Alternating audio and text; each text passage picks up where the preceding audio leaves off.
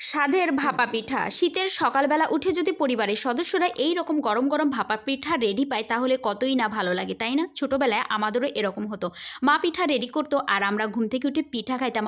কি মজা কি মজা! এখন আমার পোলাপানের কি মজা কি মজা! এই যে দেখুন কি সুন্দর ভাপা পিঠা বানিয়েছি। আমার মাও এরকম সুন্দর পিঠা বানাতো, তাই আমিও এরকম বানাতে পারি। মাশাল্লাহ, আমার মেয়ে কি মজা করে খাচ্ছে। আমার পিঠা বানাতে এবং সকলকে খাওয়াতে খুব ভালো লাগে এবং পিঠা তৈরি করতে আমি অনেক পছন্দ করি, বিশেষ করে এই ভাপা পিঠা।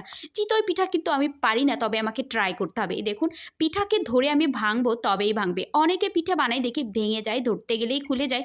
বিশেষ করে বাহির থেকে পিঠা নিয়ে আসলে তো আমি সেই পিঠা খেতেই পারি না, আমার একটুও ভালো লাগে না, ধরতে গেলেই ভেঙে যায়। যাই হোক বন্ধুরা, সবাইকে পিঠার আমন্ত্রণ রইল। সবাই আমার বাসায় পিঠা খেতে চলে আসবেন।